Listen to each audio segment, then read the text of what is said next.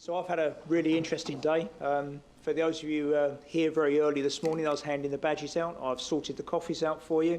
I've organised the film crews, and I think most importantly, I've actually provided technical support to a pen tester. I mean, that's the bit that I'm going to take home from today. So I hope you've enjoyed the range of presentations we've had. What we've tried to do is to look at quite a wide range of different subject areas. And obviously, as CREST extends, then the number of both submissions and the areas we want to cover also extend. It was a very difficult job, and I think the assessors did a fantastic job in selecting the presentations for today, and really trying to cover all of the areas right the way from intrusions and forensics through to the threat intelligence aspects, through to the penetration testing links with the penetration testing links with the threat intelligence service providers. Some of the new stuff in terms of mobile, which we'd really like to look at in CREST in more detail, and then moving down into the vulnerabilities and attack areas. So I hope it's been a really balanced technical set of presentations for today. I also hope you've enjoyed the exhibition and everything we've tried to achieve today. I hope you're also going to stay to drink some of Netitude's drinks afterwards, so please do that. But I thought as a final comment, what I'll do is just describe a couple of the things that we're trying to do in terms of CREST. There's a few things we need to finish off. We need to look at the threat intelligence service providers, particularly from the assessment of the individuals carrying out that work. We've done some very successful beta running of the examinations. That's going to go into proper formal launch very soon, and that's gone really successfully. So we need to look at the final implementation of that. There's quite a lot of work just to finish off with the CBEST and STAR activities. At the moment, I would describe that as being in beta. And most of the reasons why we can actually run in beta at that area is because the Bank of England are involved in all of the reviews. I think what we need to do is to commoditise it a bit more, at least structure it a little bit more to make sure we can implement it through the STAR scheme in a consistent way. We've got huge interest from a number of the overseas regulatory authorities and money authorities.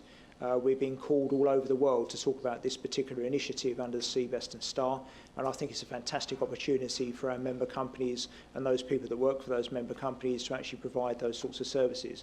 This is a great opportunity for us to really showcase the capability of the UK, which I think is exceptional.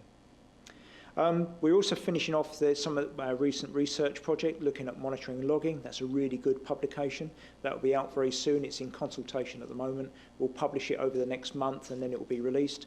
Again, as with all of our research, that's IPR free. We'll provide it in a downloadable PDF, or if you want it in Word, we'll give it to you.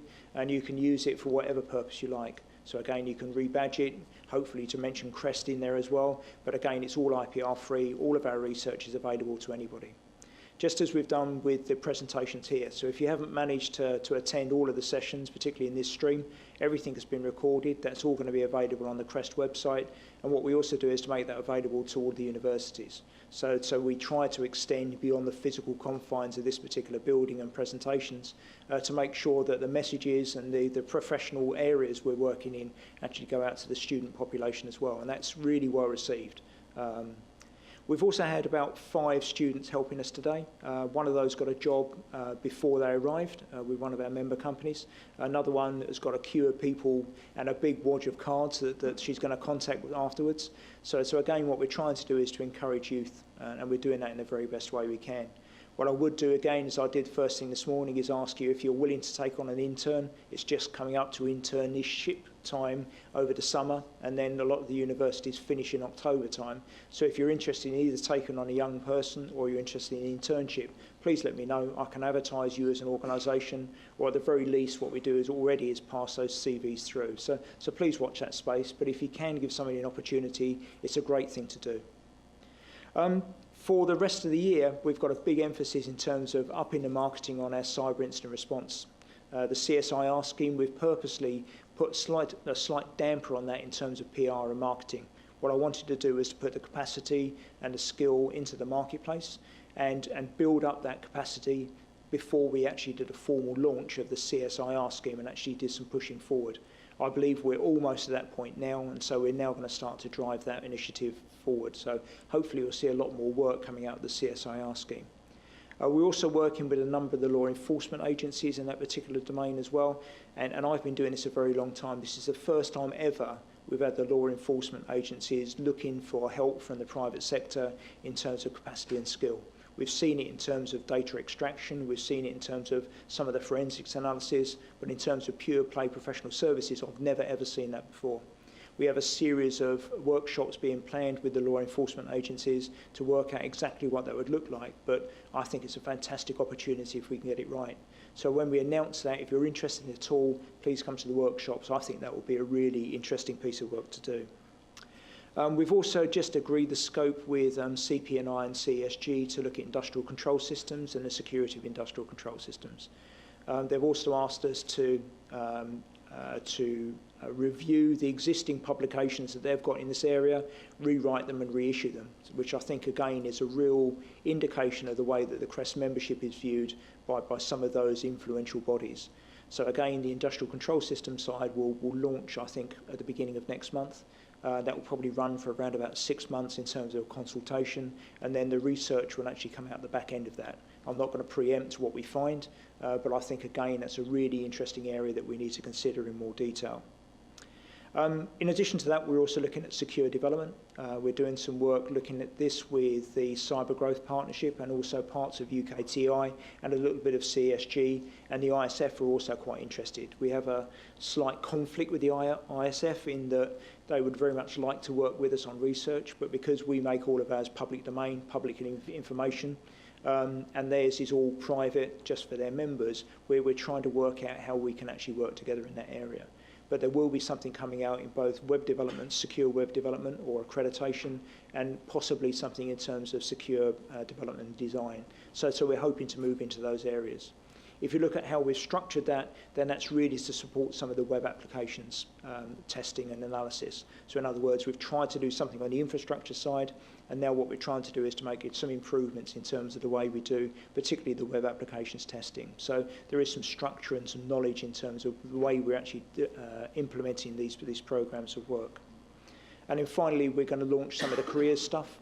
Our careers tool is now part of the UK cybersecurity strategy.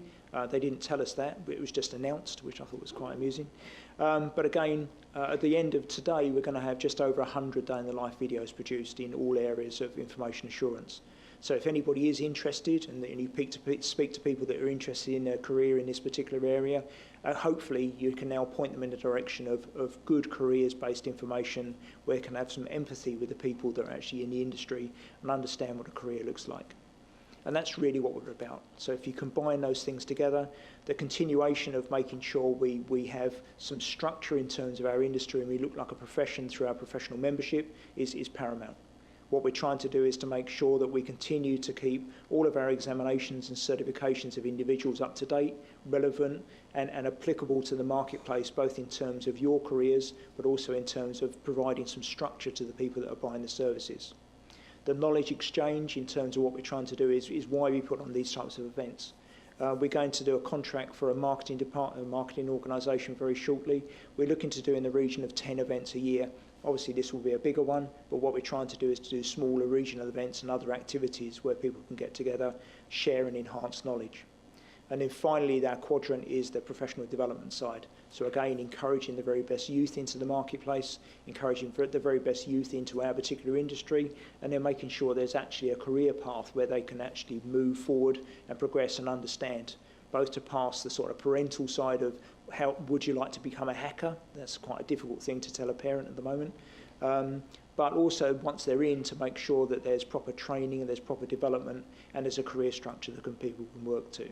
So again, I think we're very much in terms of on target in terms of the quadrants in which we operate in this area, and we're trying to turn this into a proper profession. And I think all the work we have and all the help we have with the people in this room and in the wider CREST community has really helped us to do that. So I'd like to say thank you very much to everybody, both for attending and everybody who contributes to actually making CREST an exciting place to be.